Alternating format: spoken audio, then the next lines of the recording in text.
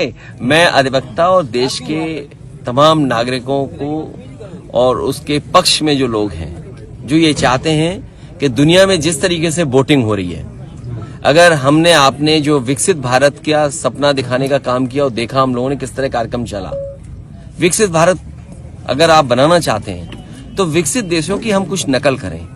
America जैसा देश ये आजादी देता है कि आप कैसे वोट डालेंगे। जर्मनी है वो बैलेट से वोट डाल रहा है। जापान जहां से ईवीएम बनी वो बैलेट से वोट डाल रहा है। यूरोप में तमाम जो विकसित देश हैं वो बैलेट से वोट पड़ रहा है वहां पर। आपके देश में बैलेट से वोट क्यों नहीं? ये लड़ाई लंबी है, 2024 के बाद भी चलेगी।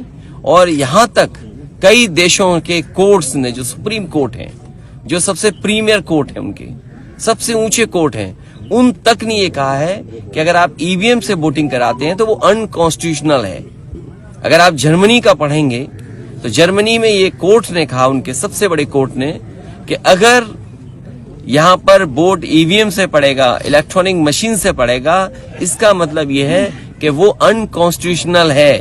तो जर्मनी जैसा देश इस तरह की जो ईवीएम से वोट पड़ने की व्यवस्था उसके खिलाफ है, तो आप क्यों नहीं खिलाफ हैं? ये लड़ाई लंबी है। हमें उम्मीद है कि आने वाले समय में जो भी सरकार बनेगी वो उस दिशा में काम करेगी। अभी हम सबको संकल्प भी लेना चाहिए कि इन्हें ईवीएम से ही हरा करके ईवीएम हटाएंगे। एजेंसियों के दुरुपयोग को किस तरह से देखते हैं? सबसे महत्वपूर्ण ये है, हाल ही में जो चंडीगढ़ का चुनाव हमने और आपने देखा, और आज के समय पर कोई चीज छिपती नहीं है। वो बाकायदा वीडियो वायरल है जिसमें आरोप ये लगा है कि वोट उनके सामने जो डाले गए थे उन वोटों को खराब करने का काम भी अधिकारियों ने किया। हमने आपने उत्तर प्रदेश का चुनाव देखा था, किस तरीके से बेईमानी भारतीय जनता पार्टी ने की। और अगर बेईमानी इस स्तर पर होगी तो लोकतंत्र कहां सुरक्षित है।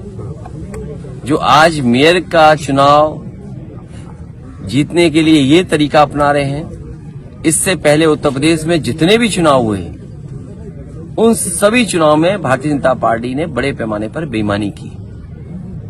2022 का चुनाव जनता ने समाजवादियों को जिताया था, लेकिन बेईमानी करके परिणाम उन्होंने अपने पक्ष में कर लिया।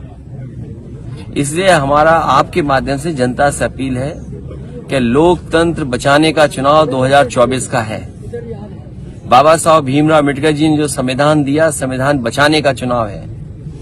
अपना और आने वाली पीढ़ी के भविष्य को बचाने का चुनाव है। और जो अधिकारों को छीनने का काम हो रहा है, आज किसी संस्था में जो संविधान हमें हक और सम्मान देता है उस हिसाब से सम्मान किसी को नहीं मिल रहा। इसलिए आने वाले समय में पीडीए ही एनडीए को हराएगा। पीडीए ही भारतीय जनता पार्टी का सफाया करेगा।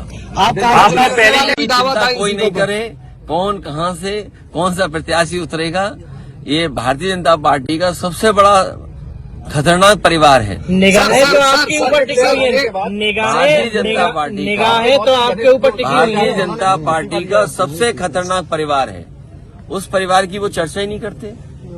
जो सबसे ज्यादा नफरत फैला रहा है परिवार, जो सबसे ज्यादा हमारी संस्कृति को खराब करने का काम कर रहा है। हमारे देश की संस्कृति रही है मिलजुल करके रहने की, मेल मिलाप की संस्कृति है, भाईचारे की संस्कृति है। हमारा समाज एक गुलदस्ते की तरह है।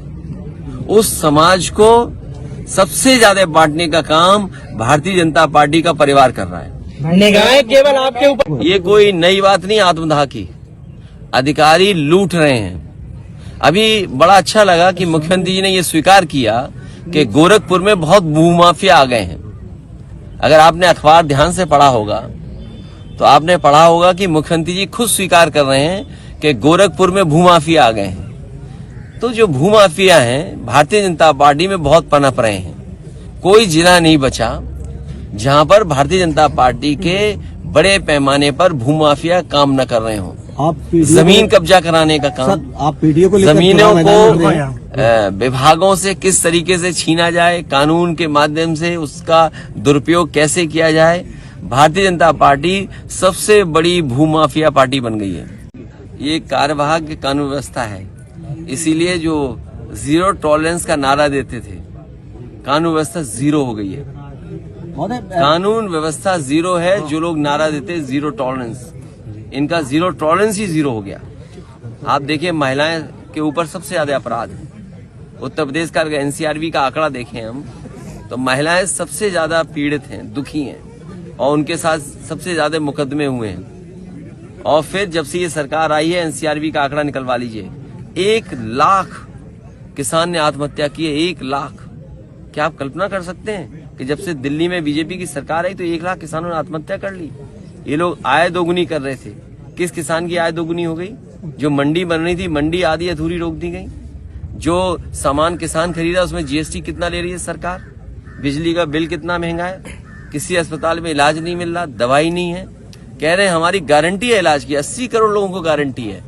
गारंटी इस बात की है कि अस्पताल पहुंच जाओगे, इलाज नहीं मिलेगा, इसकी गारंटी है। अगर अस्पताल चले जाओगे, दवाई नहीं मिलेगी, इसकी गारंटी है। और ये गारंटी की जो घंटी बजा रहे हैं, इन्होंने थाली और वो क्या क्या बजाया था। क्या आप